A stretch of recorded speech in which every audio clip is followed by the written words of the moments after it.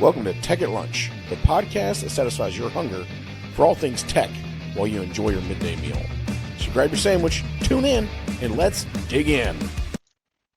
Hello, Nick. Hey, I'm John. And, this week, we're still kind of missing Ed. He's working on some family things. But, this week we kind of want to, keep moving around our, back to the 3D printing roots a little bit. And with that, literally, we want to talk about the evolution of 3D printing, which going from the early years, from the early 1980s to the present. And kind of some stuff that's coming out, and a little bit more of the stuff in between, just to give everybody an idea of what it is. So, in this episode, we hope that everybody gets kind of an idea of what the history of 3D printing is, and also kind of, we might touch into why it's important and what the evolution is of that, especially when we're talking about STEM and, STEM, STEAM, and STEM education type of stuff. So, we start talking about the evolution of 3D printing. What are you thinking? Yeah, it's so my step into it, I would say, is it was not at the very beginning of the 3D printing evolution. Like when I jumped on, let's say, the train of its progression, I would say it's kind of more, if I broke it down into like age groups, like adolescent, like like teenager actually. I think the preteen years were already had, but it was like just now ramping up, and I was in a place where not only was I able to get more parts that I could build on, but it was also full kits that I didn't have to touch that were available. But yeah, when I think about like the evolution, like the beginning, i it's crazy to think about how it was developed because it was a bunch of scientists, just thinking about how do you create something from nothing. And one scientist, I'm pretty sure he was a Japanese scientist, and his name starts with a K. His name escapes me for a sec, but um, he was doing like a SLA version of printing, not like the 4K printers or like I have the Anycubic photon monophoton 4K, not that resolution level, right? We're just doing basic prints and things like that.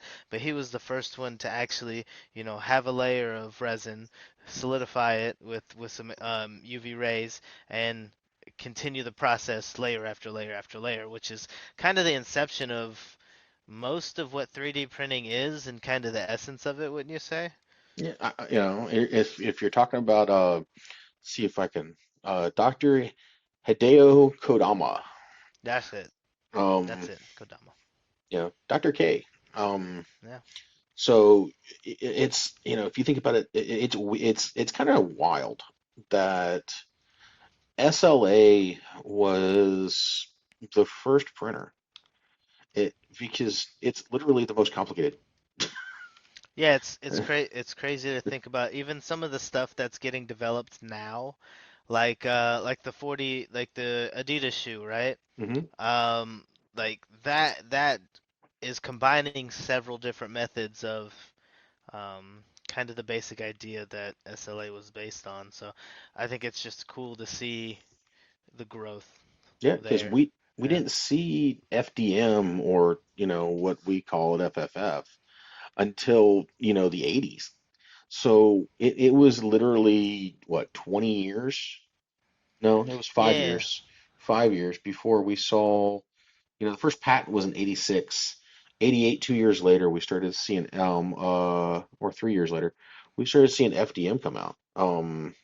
And that's where we really saw, RepRap taking a toll. As we moved from the 80s to the 90s, we're seeing RepRap take a hold, where people built their own printer. Hmm. Um, this project is still alive and kicking to this day, if you think about it. Yeah. Yeah, it's really like if I broke it down, so like let's say just to kind of get back to my analogy of kind of growth through the years, like the infancy, like it's a baby, they just figured out the idea, they just completed it, then they did their patent and FDMs and things like that. But there's in a lot of different industries there is like a turning point, kind of a linchpin of what kind of follows afterwards, like the innovation afterwards. Like you think about IBM and the development of the computer, like how quick did another computer come out? You know, we have Linux. Linux has so many different images and things just for so many different purposes. But like we now, that's kind of more to my point of what makes that kind of grow in like a wildfire, and it's the Hmm. open source aspect of it, Oh yeah. right? So it grows and grows and grows because everybody has a chance to like get that same information, that same build materials, that same, you know, instructions on how to build it, code the firmware, you know, wire the electronics, all that stuff is all it's been done by someone, so now you just have to follow their notes and honestly it is very rewarding. So I think like I wasn't a part of that early on. Hmm. I mean we weren't I mean I can't speak for you. I feel like we both kind of touched the same type of build it yourself printer mentality at the same time, right? Yeah. But it was after our introduction into printing, so it was a little bit different. But I still think like I got I got that feeling, that little hit of serotonin that you're getting, the dopamine, that enjoyment from, you know, I made this, It's right? definitely the tinkering side of the house, I think, takes hold. Yeah. Um, and especially when you're, modifying or creating something from scratch. And the thing is, if people weren't part of RepRap, the initial startup of RepRap in the 90s, um, they felt that excitement when Creality came out with the printer. And said, hey, this is 100% open source. You can change your own firmware. You can modify this, modify that, modify this, literally make it your own. Hmm. And I think that was everybody's first foray into RepRap if they didn't really follow the project. Um, but it's actually kind of wild that we saw Dr. K come out with the SLS printer and patent the SLS printer in 1988. It took until 2006 until the first SLS printer was available Like commercially available or commercially. not? Okay. Wow. I don't know if there was a RepRap version of SLS. I don't believe there was, or is, I should say, because RepRap is still alive and kicking. Um, and it was all, FDM. Um, and at that time, people were extruding weed whacker wire. Oh yeah, that's so like fun fact for everybody listening. I learned the hard way. This stuff is still available online, by the way. Well, not the I mean, of course, Weed Whacker wire is online, but there is two different sizes of 3D printer filament widely available on Amazon. Um, turns out you should pay very close attention to the diameter of your print of your Yeah, a little bit filament. of oopsie. So the weed whacker wire Nick was talking about earlier was something that um, was more around the 2 point, was it like 8.8 or 8.5 Yeah, millimeter, 2.85, yeah.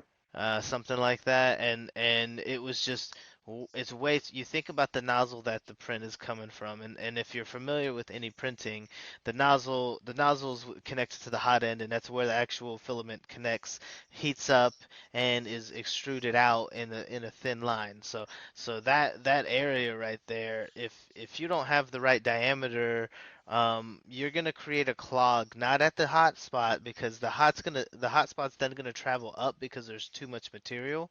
You're gonna get heat creep, and it's gonna clog at the heat break where it's much cooler. So it's just gonna clog instantly. You might get a little bit at first, but it's gonna stop at some point. So that's something to think about. Look, pay attention to your diameter, but that's where it started with the weed whacker wire. That's Yeah, about 2.88 millimeter, yeah, something like and that. then we made it. We got think about like your pixels on your screen. Our resolution increased, so we're able to make that much more detail in our print, right? Yeah, and if you think about it, we did not see like the advent of RepRap, the RepRap organization, per se, did not start until 2005, which made things readily available, to people to start playing with. And But, because of them, the early pioneers in RepRap, 2005, I shouldn't really say that's early pioneers, but they're pioneers on their own. Um, Hmm.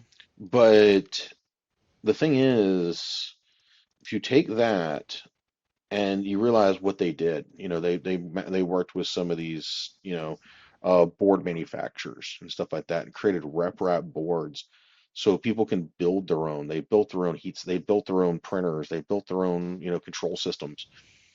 They were Core XY before Core XY was Core XY. Um, it was Yeah. Core X, I don't know. Um, It you was know, like, what coordinate system are you using? yeah, it was, They called it Cartesian. That's what it is. I mean, it's like, right. okay, well, it's 3D, right? It, you Standard know, Cartesian. and that's when you started seeing the evolution of all the different firmwares and, stuff like that to keep up with the evolution of what was coming. And if you think about back then, 2005, hell, I was just getting out of high school, going into college and getting ready to start the Marine Corps, and it was absolutely wild. Because you think about it at that time, they're getting people building and building and building and building and introducing STEAM and STEM to people who really didn't know about it, I guess you could say, or they did know about it, they just weren't familiar with it, and they opened up a whole new world for people on how engineering works. Yeah, I, the availability of a lot of um, you know, the rapid prototyping world absorbed it, the availability of technology. This is where we started to see maker spaces kind of pop up because I don't need a whole workshop. I just need to do this one thing, and then I'm gonna take this printer back to my house and it's gonna print everything. yeah, it's wild that just the 2000s alone, early 2000s, you see an advent of a technology that is now going to change. Actually, 1980s. I wouldn't really say SLS is going to be one of them, but it's going to be, it's a type of manufacturing that was created out of, well, out of fun, and ideas that is now changing how we see manufacturing. We see it where it went from fun hobby stuff like that to helping people build jobs, careers, organizations. And Hmm. now we're seeing the advent of, bigger, better, badder printers. Um, but everything comes back to RepRap. Everything. There's nothing out there that doesn't. It all kind of feeds itself back. Um, through the evolution. If you think about it, um, most of us have built a Voron of some sort. Hmm. Um, and that's what, Try to. yeah, what we were getting at when we were saying you got the bug is once you build something, it's like, okay, cool. I want to do that again. I want to keep modifying. I want to keep tinkering with it. I could tell you this day, I still mess with the firmware on mine. Just to see if I can't nudge it out just a little bit. And we talk about the Vorons and what we can do with Vorons every day. There's definitely more that I want to do to mine. The rapid tool changers and stuff like that. Take mine offline for that type of stuff. And then, now you're starting to see, printers come to life and stuff like that, where the modifications have already done for you, which, yeah, it doesn't take the fun out of it. Yeah, a little bit. But do they still honor and understand who was before them? Hmm. Most of the time, Yeah, uh, that's the unless you're talking thing. about the token few. Yeah, that's the thing I see a lot. I mean, they do respect kind of what came before because it worked, right? Um, like a reason, I mean, we go from infancy to adolescence, right? And then now I'm talking kind of the formative years, right? Preteen, teenager years, like we're hitting the stride um with open source and we're developing, but who is it? Voron, Prusa, all these other ones came up, but like if you were really just trying to do one thing but you couldn't make something, like you weren't artistic enough or something like that, let the computer do it for you. And I think that's where a lot of the creativity started expanding Hmm? as well. We started seeing a lot of influx of, Autodesk, Hmm. AutoCAD, SolidWorks. Oh, Um, SolidWorks. we saw the ability for these CAD programs to export out in STL or stereolithograph. Yeah. Um, um, so these printers could see it and print it, using at that time very rough um, um, um, slicers. Yeah. But as you said, as we get through the infancy, you start dealing with, organizations that started putting all their models online. We started seeing companies that were already developing models and putting them in cyberspace, to allow people to download, and one of those first things being, well, Thingiverse. Yep. Thingiverse was the first platform out there to allow individuals to download a 3D file and print it on their own machine. Um, and you touched on Voron and Prusa Research and Utilimaker and all of them, Yeah. because Utilimaker came out of, I guess you could say, the RepRap project, and same so did Voron, and so did Prusa Research. Prusa, they actually have one of the largest 3D printing farms where these printers are actually printing themselves. It, It's impressive. it's literally a self-licking lollipop. It, Yeah, you're you're try it's making more of the self-replication. I mean, that's the goal for a lot of this. I mean, yeah. the rapid iteration and stuff like that. Like where did that start from? It's really um the rep rap and all that printing. Mhm. It pushes it. And then, we kind of see at that same time, as you said, during its infancy, or as adolescent years, I guess you could say, is, the rise of Ender, Hmm. and Creality, and, Creality bringing forth, everybody's starter printer, the gateway drug, um, which Yeah. was the Ender 3. It still is everybody's gateway drug. Really. Everybody says, well, what do I want to buy? What should I buy? What do I need to start with? Buy an Ender 3 and see how that works out for you. At least if you don't like it, then you're only out $100. Um, if you buy Is a it 100 second, bucks now?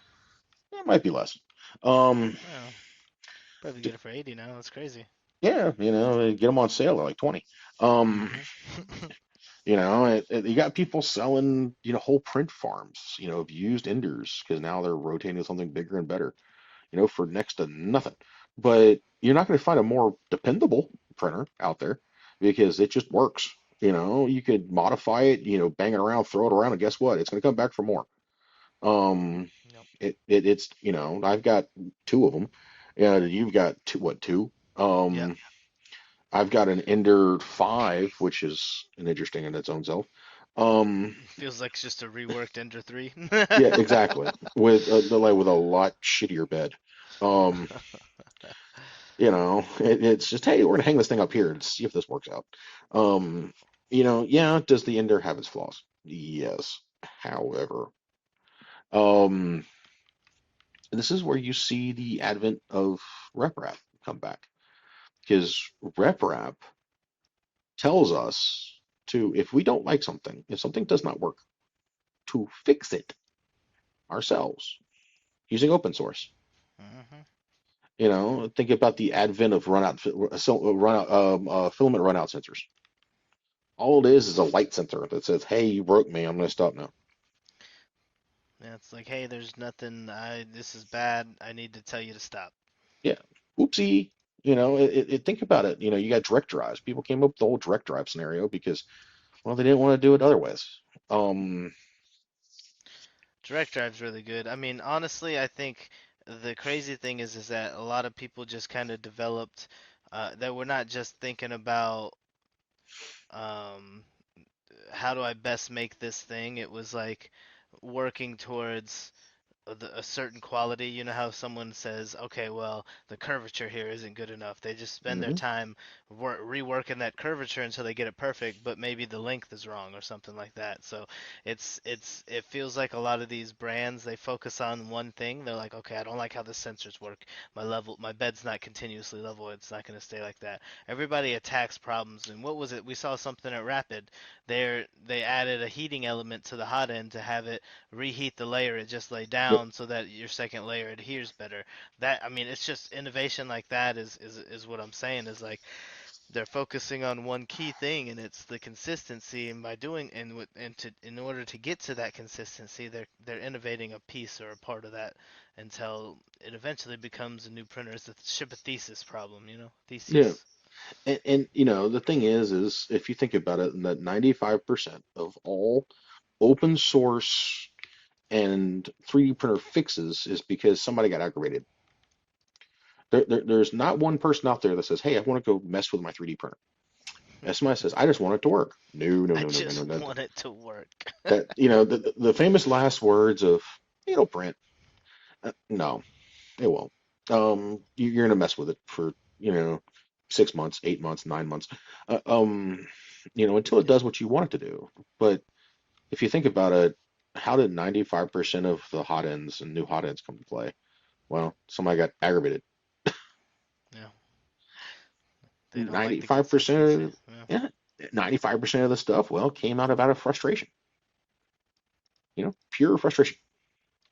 A little bit of innovation, but 90, but most of the time innovation comes out of pure aggravation, or the need of wanting to change something. Or on accident sometimes. I mean, they're trying to do Usually one the better thing and case. get a different result. Yeah, right. You're like, well, that's not bad, I guess necessarily. Yeah, Like you're like, oh, it made it harder. Okay, this is a better material. Well, I guess that's not bad, but it's not what we wanted. We wanted it to be rubbery or yeah. something like that. And the thing is Creality, when they came onto the scene, they also brought to light the SLS printers. Back to the mainstream where people can get them for a decent price. Um, Yeah. and they kind of just made it affordable without really sacrificing on what is what. Um, yeah, probably your first iterations of SLS printers were kind of, well, garbage. Um, but then I wouldn't doubt again, that at all. the thing is look where we've gone. We've gone from what, 4K, 8K, 12K, 24K to ah, Yeah, I think 12K was where I was like, all right, guys, this is getting ridiculous. yeah. It's like, how much higher than my TV do we want to go? Yeah, I can't see the difference. Somebody I can. physically I cannot see the I difference. can't. So, But with that evolution also becomes the evolution of the materials. And that's when you start dealing with the infancy of 3D printing materials, ABS, PLA, PETG, mm, um, TPU, which I swear is an accident. Um, that's what I'm saying. They were like, this is not supposed to be rubbery, but we're not mad. right. Then you got like nylon, and then for some strange reason, somebody thought it was a brilliant idea to, hey, let's extrude polycarbonate. You couldn't let that in a sheet, really? Yeah, You have to print that into shapes? polycarbonate. Yeah, it's strange. Strange. I don't know. People. I mean, at a certain point, it became like I'm pretty sure wire centering or late was also around the same time as the inception in the 80s. Hmm. But like you think about where that's come attached, it's attached to a KUKA arm that's doing this because it's much more precise. Like you get into, we talk about this company a lot, Relativity Space. They're pushing that same idea continuously uh, up and up and up, and this is also part of that evolution, right? Of 3D printing. So now we're not only printing just the rocket like nozzles, we're now printing the whole engine. We're now printing the whole body. We're now printing the entire thing. So it's just a progression, and you know how it is. in science and anything like that, we don't know how to slow down sometimes. Right.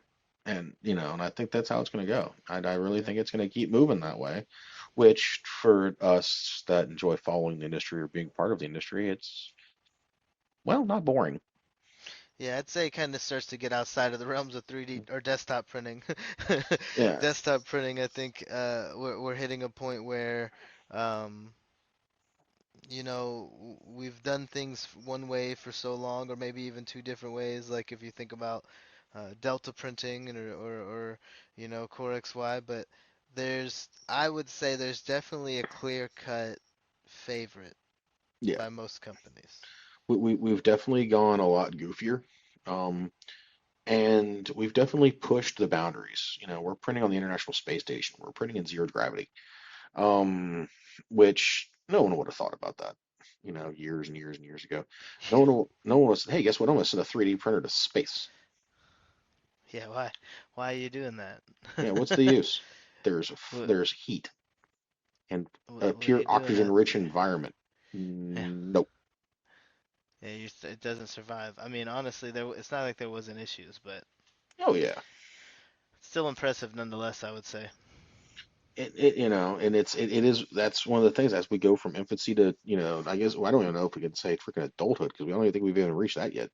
Mm-mm. Um, we've really reached what we've reached at this point, and I think that we're pretty much going to pretty much spend the rest of the episode probably talking about is the fact is now you have engineers working for these companies with an unlimited budget that says, hey, guess what? We're going to do this. Yeah.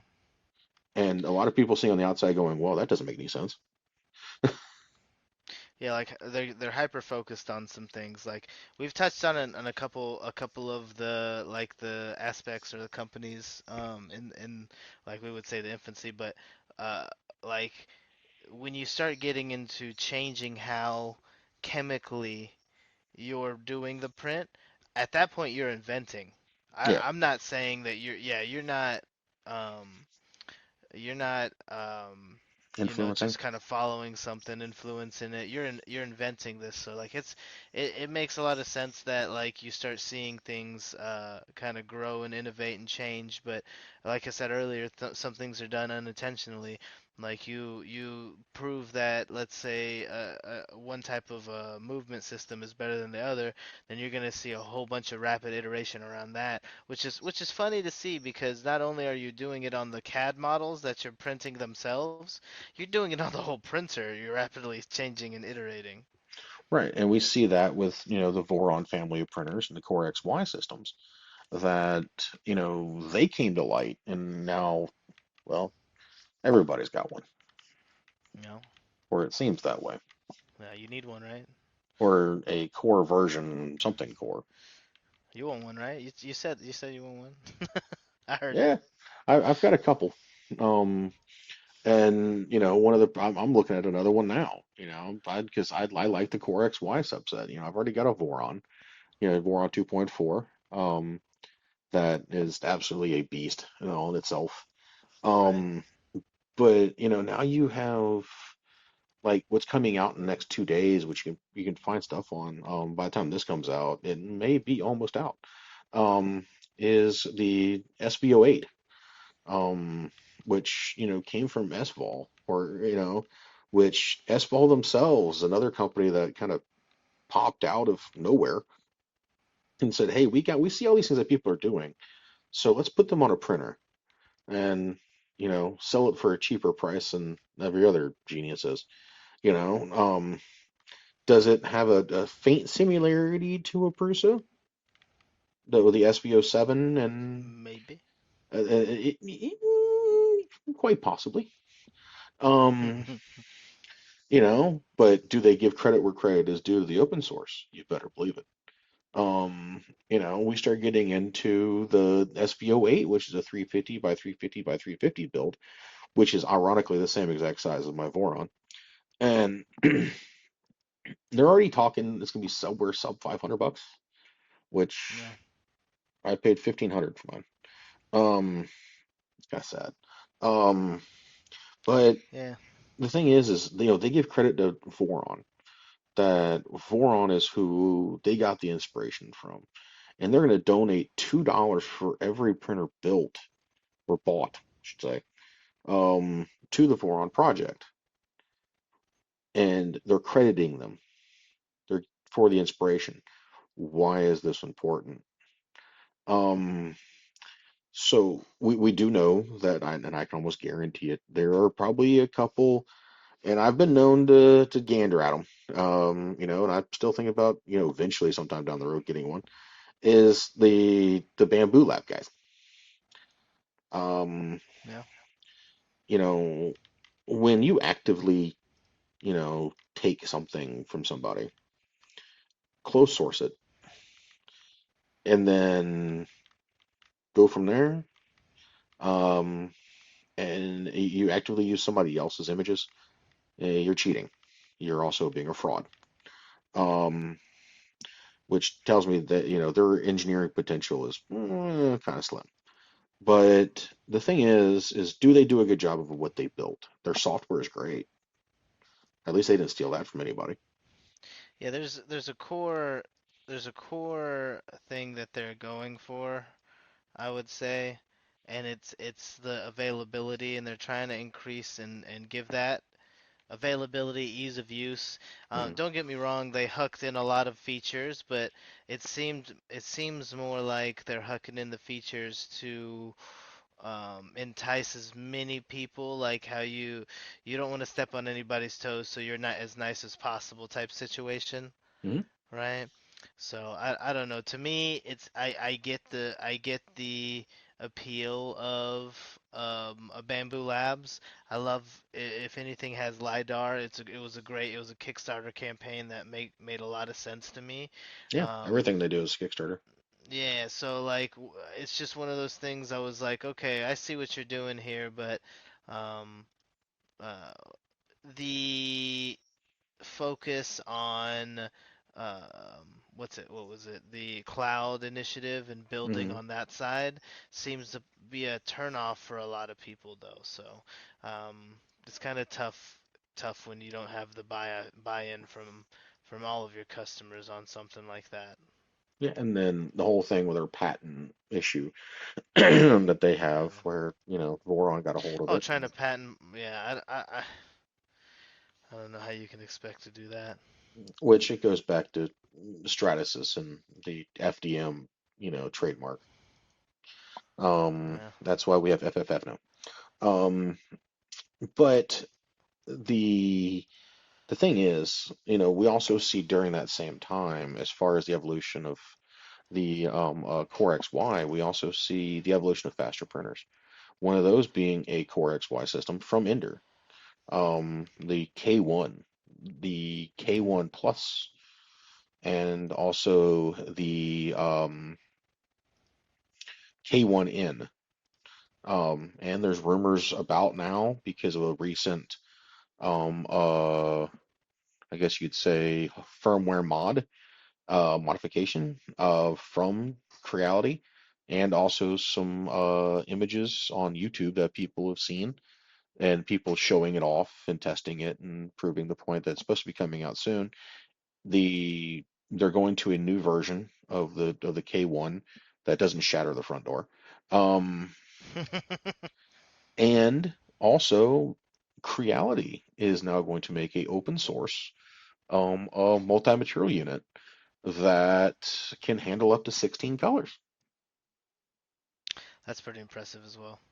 Because I think we talked about this before when we were saying it seems like a lot of 3D printer companies are focusing more and more and more on the multiple material units. Yeah, So I think yeah, they're I mean, still calling it an MMU. I know they're coming out with it. I know it's multi-filament module, I think is what they're calling it, or something like that. It's going to be for yeah, it's Crayola announces they announced it on all 3DP actually. oh nice. That they announced a multi-filament system, which actually has now I'll say this, and also their K2. But what? absolutely has me enthralled with their multi-filament system is the fact is it tells me what my readings are inside that container. Yeah. It tells me the humidity of my filament. It doesn't actively do any drying. You still are relying on, pellets and stuff like that to dry things out. But it tells me what is going on. So that tells me that, they're actively taking some of the stuff that, people have been talking about and working on it and innovating and bringing things to Yeah. light. That's why we're seeing, S-vols and stuff like that. And we're also seeing looks like Anycubics coming out with a multi-material unit too. So Yeah. everybody's coming out with these MMUs, which I will say this, the Bamboo Labs, the first people to come out with a, no, they're not, they're second, um, third, somewhat, um, first commercial, or second commercial version. The first commercial version was the Prusa MMU, back in the day. Um, that can and cannot work. I know people have had some issues with them, but I know some people who love them. Um, and then, Voron has the enraged carrot feeder kit that you can build for the printers to do multi-material. Right. So, anything's plausible. It's, But yeah. uh, they brought it to more of a commercial, yeah, I can buy it just from a click of a button type of thing. Right. And if we want to continue on this kind of, we kind of made the analogy earlier of the growth throughout, but like if we want to continue on this path of growing this idea of the MMU, which I think is, you're absolutely right, it's so much more widely available than it was before. I think that you also see, what did we see with the Prusa XL? It was attached, it was Bowden tube fed attached, and there was multiple tool ends. So your MMU is built into the printer. Again, a situation where we're seeing something continuously like developed. They're like, oh, we could just make it part of the printer. Right. So I think it's a crazy. I think it's a cool idea. I think that you know we're gonna continue doing that, and it's another piece that I kind of didn't mention before that I like that was innovative that Prusa did is they specifically heated certain sections of their bed, so selective heating of the bed. Um, this is cool things. I mean, these are things that we saw what 2 years ago. Hmm. Just There's about. no telling what happens in 5 years, 10 years. It's funny because, a year ago today, we were getting ready to go out to Rapid. Yeah. Um, and it was the first time I think anybody really saw a multi-headed commercially available 3D printer. Um, Mhm. when we started seeing the Prusa, um, with the multi-heads on it and stuff like that. That's the first time a lot of people have seen something like that. You've definitely seen multicolor because some things can do multicolor, but you don't really see a lot of multi-headed machines. Right. Um, now you start seeing the innovation towards the Vorons to go multi-head. However, that was the first, rapid head changer. I know there was kits or something like that out there for a while. Yeah, I've seen a few X2 or X Tool. Sorry, not X2, X Tool. They Hmm. had something that was like very rudimentary where they were like take the bulky hot end off. They had the right idea, I think, similarly to your Voron, how we have a what did we call it? Like there's a umbilical cord connected to another control board so that it Hmm. just looks like one cable coming through. That's something that like they were kind of working with the idea of you could just plug it in and unplug it to get what you need done. So yeah, I think it was cool to see because you could switch it not even just for hot ends. You can make it an engraver and things like that. But there was a lot of different iterations of things like that. I mean, honestly, we Yeah, see a lot of off brands. I mean, it's the golden child of rapid iteration, right? right. So It's the CAN bus system is what we were thinking about. I that's couldn't what think it about it a is. I second. couldn't even think of that. You think I'd have an idea because I've been studying CAN bus for a little bit, but I'm not going to try to hack my printer through CAN bus. There's no port for that. No. But the thing is as outside technology evolves, 3D printing is going to evolve. Um, and it's kind of funny that 3D printing is trying to keep up with industry, and industry is still very much so non-reliant and non-wanting to move over to the additive side. Why? No one knows. But the thing is we're Yeah. seeing, still using the rep rap mindset is these guys that are putting 3D printers on robots. We got them putting them on KUKA arms. That is to me the epitome of rep rap. It's I'm going to use this old, robot that used to, weld cars together, and I'm going to go make something cool with it. Yeah. Because there's not a lot of people that say, "Hey, I'm going to go buy $120,000 robot or something like that, Or forty has thousand one dollar just robot," laying around. and says, I'm gonna put a hot hand on the end of it and see how this goes." Yeah, guys, watch this. Yeah, the mother of all innovations. Hey guys, hold my beer. Um, away we go. And it's like, I think me and Ed talked about it one night. Is the most times when we see innovation in anything is, when somebody's sitting there, they're talking, having a conversation, kind of like what we're doing, having a beer and drawing on a napkin. Yeah. Napkin engineering is just one of those things that, you know, You don't is the need a mother of all whiteboard to innovations. know what you're talking about. Right. It's just quick notes. And you see that with the innovation of what's going on now, in 3D printing, is the change to the Creality systems, the change to the, Vorons, the SVOLs, the Prusas. Right. Um, and the fact that now we're seeing, almost desktop size industrial 3D printers pop up, like your, what is it, the Stratasys desktop version they got now? Um, Oh yeah. so, you're seeing that pop up now. You're also seeing industrial size SLS printers, um, that are printing parts and pieces for implants. It, Yeah, I mean they're getting what do we get what did we see from Nano Dimension? Like they were printing medical implants and things like that. mhm. So like yeah, it's incredible. They're even getting to a point where now where you're so far advanced that you got them thinking about how to change what they've developed. Like, okay, so how can I change the materials that I'm making to be a better bone graft for this? Or a better skin graft for this. How can I help? How can I help with this cast system so that it's washable and it doesn't, they don't have an issue with having it on for an extended period of time. So start solving the problems that we've had for a while.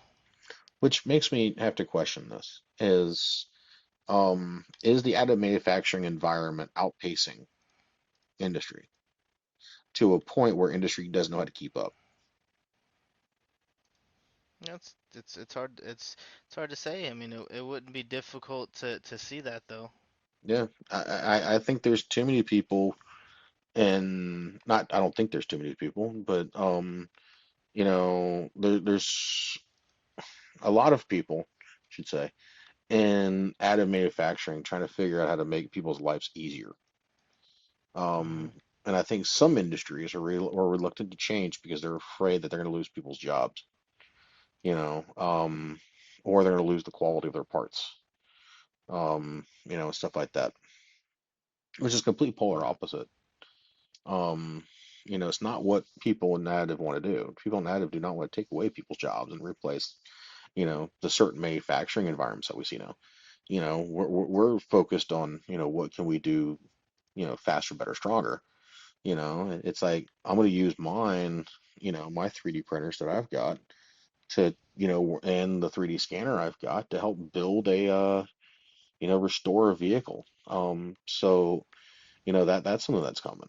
But Yeah. and the thing is that's when we get into that. That's a whole other topic, part of this.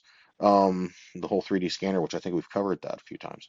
Um, but it's funny because things that no longer exist we can recreate,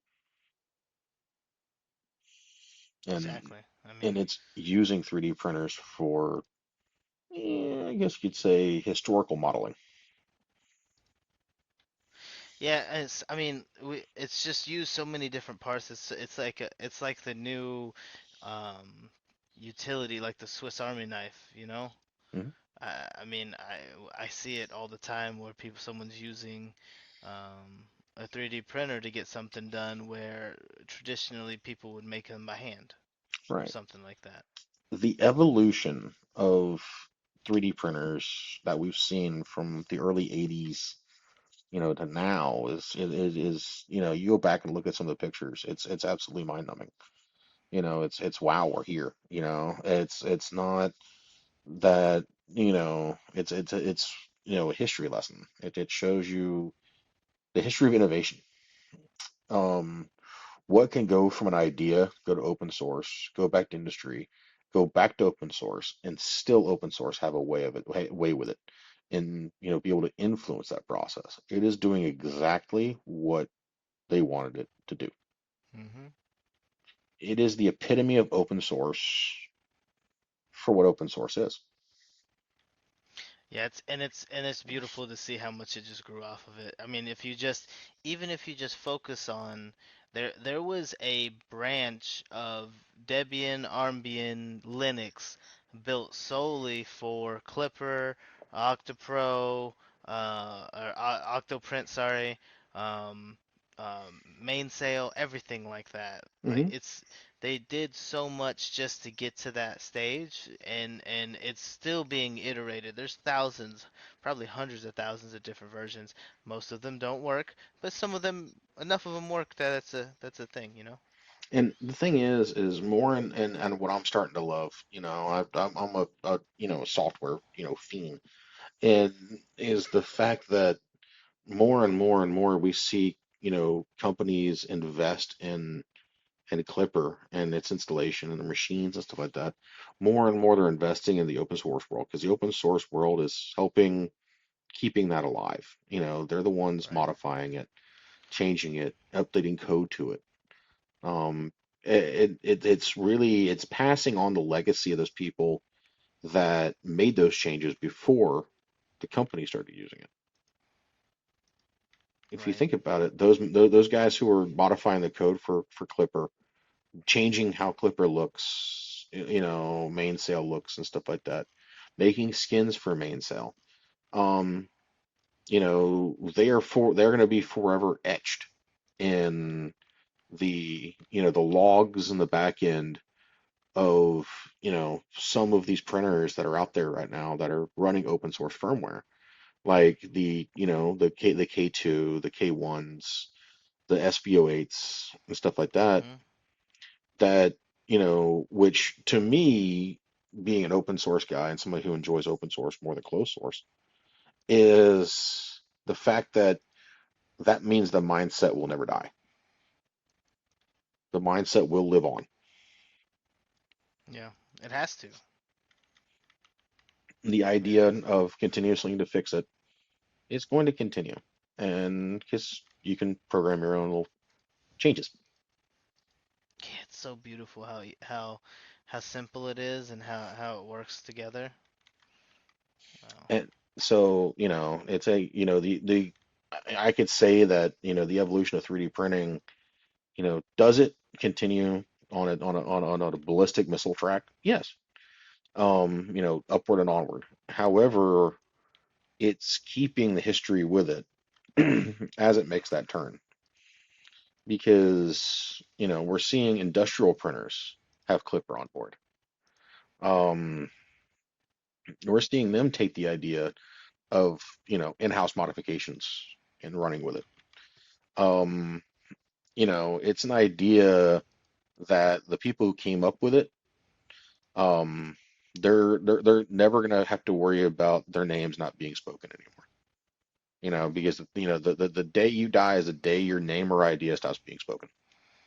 Yeah. I mean, they're still going to use these things. It makes sense. We're going to continue to use it when we go out into space. We're going to continue to use it when we get on other planets. So, I mean, I don't want to continue to go into space talk we do every time, but It it's happens. that. But that's where technology takes us, right? We have so many resources here. We do need to get out and to get more resources, and inevitably, when we get those things, we may find special conducting materials, alloys we've never seen before. So it's just gonna keep growing, and I mean, that's just the essence of science, isn't it? Yeah, and then we'll be 3D printing meat. We're doing that now. I mean, you can put it in a squeeze tube and 3D print it that way, but it's just weird. Yeah, It's weird to see. isn't that like spam in a blender? Yeah, I don't know. Everybody freaked out when they saw the McDonald's video of the pink stuff they were putting in the making the chicken nuggets out of. But how do you think that that happened? They're molding that. That's yes, it's chicken materials, but like, Mechanically what part separated is the chicken. nugget? So, yeah, it's Y- little You mean my hard to. chickens aren't dinosaur shaped? Yeah, what part of the chicken is dinosaur shaped? You It's know, like one of it, the legs, right? that's the thing. That's where 3D printing is going to be supporting everything.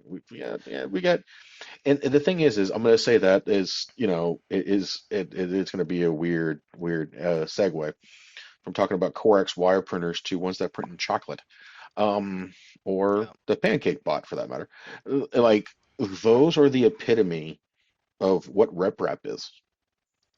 I don't know what problem they found, um, or what idea they came up with. I understand the idea. I get the idea. The problem I can't find. Um, because you don't usually get up in the morning and say, I'm going to 3D print a pancake. Um, And if I had one on an alarm clock, when my alarm clock rang, I'm like, oh, I gotta get up. There's something's cooking on my stove.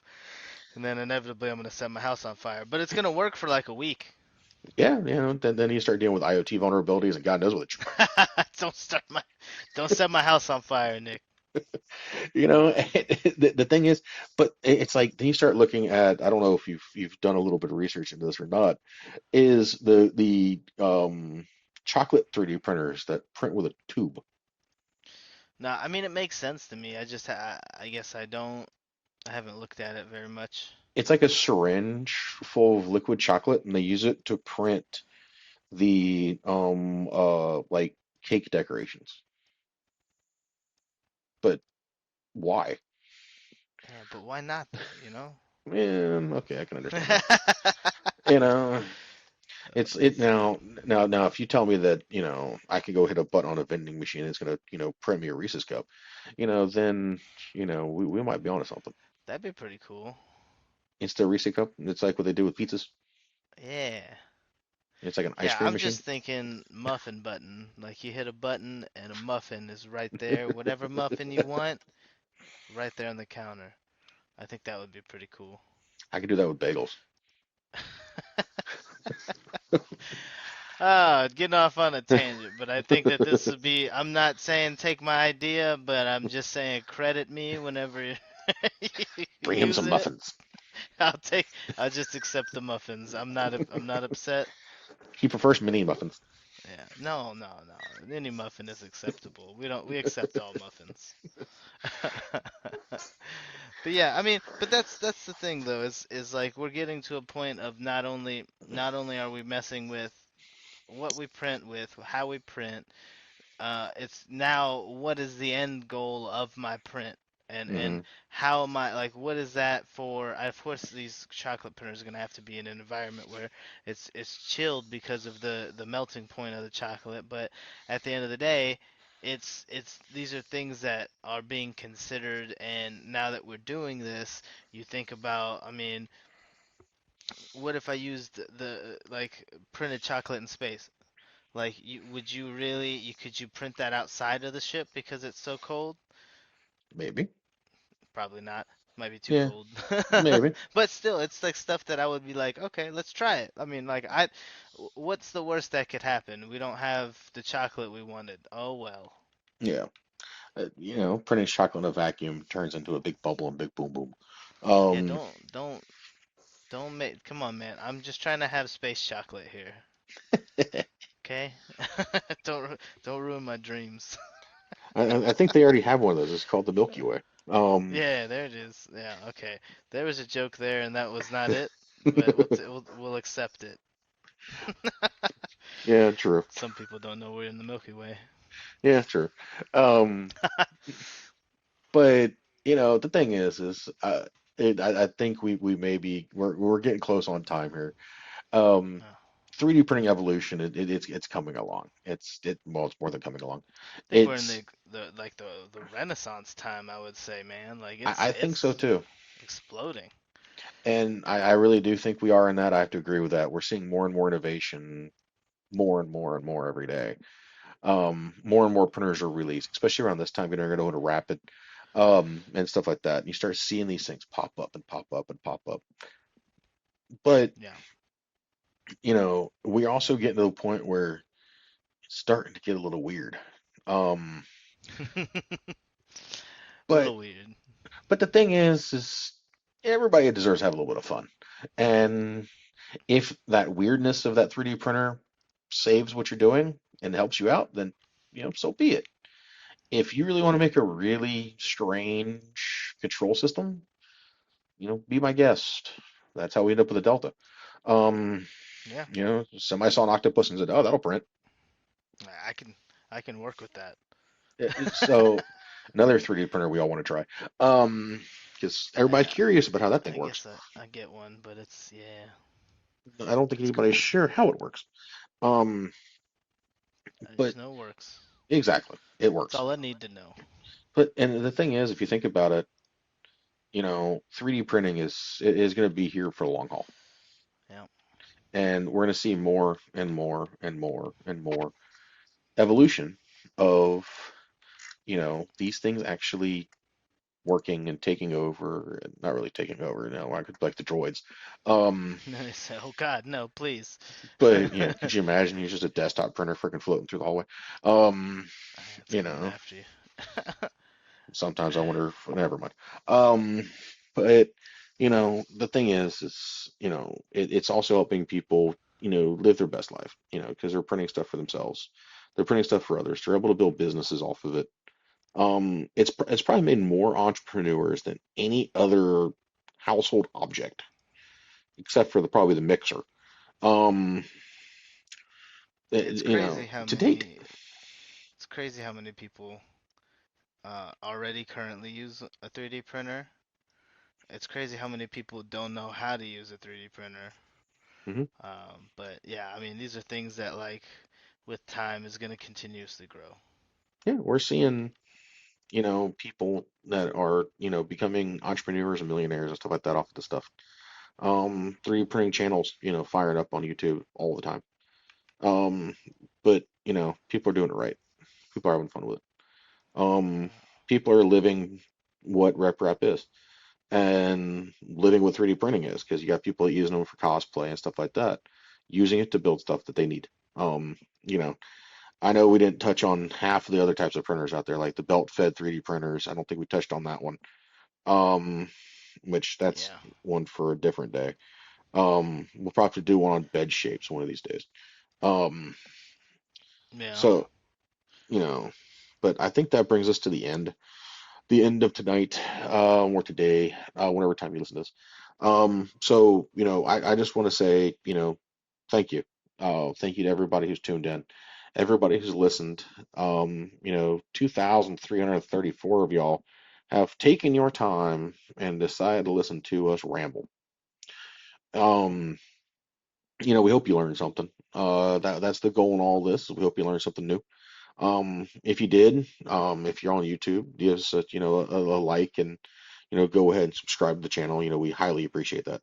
And let us know what you're thinking, what you want us to look at next. Go take a look at Printed Heritage. Go look at the blog. I'm getting ready to go up to Automate the next couple weeks up in good old Chicago. So we'll be doing a little bit of coverage from up there, probably a little bit of blog stuff, and maybe a couple videos from just sitting around talking. So we'll see. We'll see how that goes. But I just want to say thank you. Everybody, we appreciate you being here. And I'll turn it over to John, and y'all have a good night. Yeah, I always kind of make sure that I say the same, appreciative thoughts as Nick is. It's nice to have the platform, just period. I say it every time. But if you could learn something, that's just a bonus and a pleasure in and of itself. Honestly, something that we try to do is learn something new every day and kind of get ourselves challenged and kind of a lot of these thought-provoking ways. So if you have anything that you're curious on, stuck with, or want to even just chat about, it's nice to have a sounding board to speak on. So reach out to us. Check out all the sites, everything, Printed Heritage, Volcanara, the blog, stuff like that. And stay tuned. We've got some cool stuff coming. So thanks, everybody. All right, y'all. Have a good one. That's all for this episode of Tech at Lunch. Thanks for tuning in and joining us for this tech-filled lunch break. We hope you enjoy the show, and don't forget to subscribe on all channels. And also, you can find us on YouTube under Volcanara Technology Solutions. And join us for our next episode, which gets published every Wednesday at 8 a.m. All right, y'all. Have a good one. See you later.